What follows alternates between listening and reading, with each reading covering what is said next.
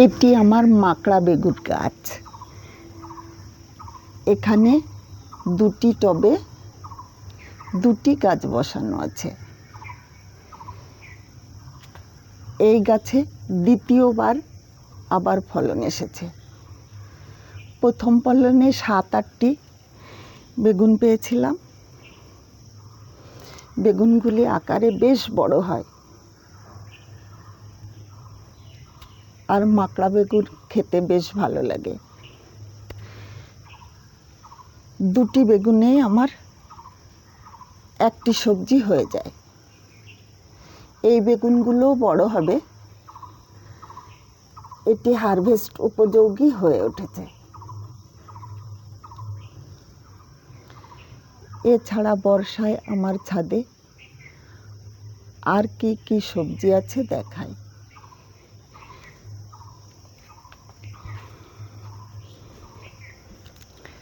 এখানে কাটোয়া ডাঁটা। এই ড্রামে ফল গাছ বসানোর জন্য মাটি তৈরি করা ছিল। ফেলে না রেখে কাটোয়া ডাঁটার বীজ বসিয়েছিলাম। বেশ কয়েকবার খাওয়া হয়েছে, আবার নতুন করে বসানো হয়েছে। এই আম গাছটির ড্রামে 15 দিন মতো বসানো হয়েছে। একটি বড় সাইজের গাছই এনেছি এবার। গাছটি 3 ফুট হাইটের। টমেটো গাছে আবার নতুন ফুল আসতে শুরু করেছে। এটি বিষ লঙ্কার গাছ। এই লঙ্কাতে ভীষণ ঝাল। তুলে খেয়ে নেওয়ার পরে আবার নতুন ফুল আসতে শুরু করেছে। একটি লঙ্কাতেই একটি সবজি হয়ে যায়। বর্ষায় পালং শাক কেমন করেছি দেখাই।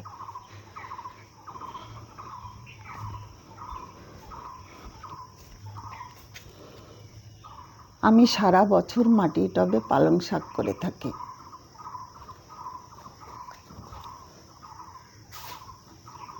এখানে আগে পরে বীজ বসানো আছে। এই শাক তুলে খাওয়ার পর আবার নতুন করে বীজ বসিয়ে দেব।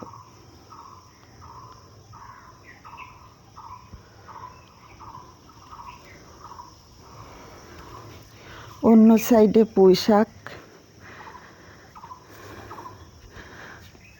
পুঁই শাকের ডগা কেটে খাওয়ার পরে আবার নতুন কুশি আসতে শুরু করেছে। এছাড়া মাচাতেও পুঁই শাক আছে।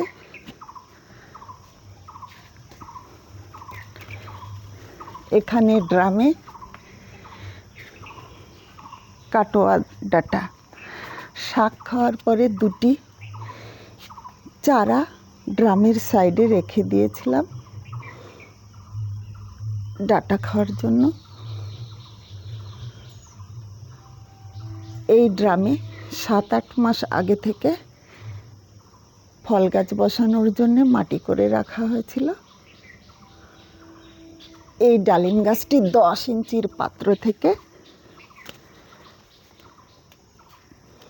20 দিন মতো হলো ড্রামে বসিয়েছি। তার আগে ড্রামটি ফেলে না রেখে কাটোয়া ডাঁটার বীজ বসিয়েছিলাম। বেশ কয়েকবার শাক খাওয়া হয়েছে। এই ডাঁটা দুটিও তোলার উপযুক্ত হয়ে গেছে। এছাড়া উচ্ছে, এই উচ্ছে গাছটির গোড়া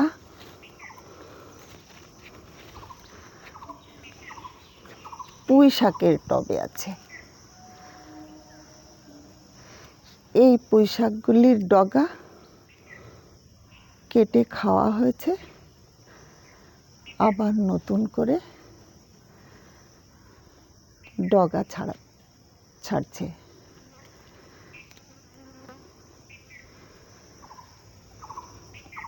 কিছুদিন পরে এই মাচাটি পুঁই শাকে ভরে উঠবে।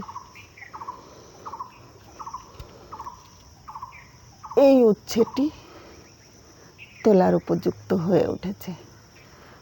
উচ্ছে গাছটির গোড়া কোথায় দেখাই।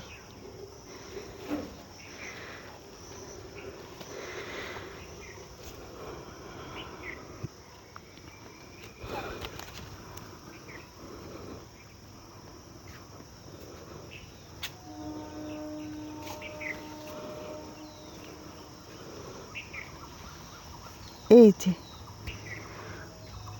পুঁই শাকের টবে একটি গোড়া, অনেক উচ্ছে হয়েছে একটি গাছে।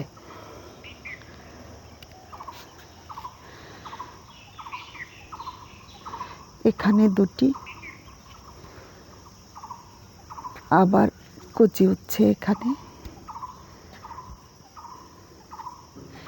এই গাছটির দুপাশ দিয়ে রেলিং বেয়ে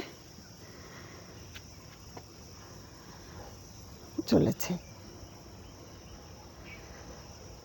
ওই সাইডে লেবু গাছের ওই পাশে একটি গাছ। এর আগে দুবার উচ্ছে তুলে খেয়েছি।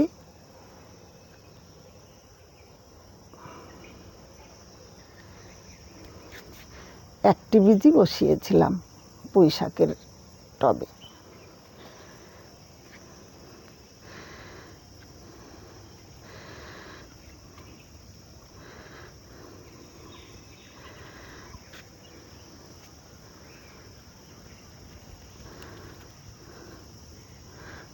আজ আসি, আবার দেখা হবে।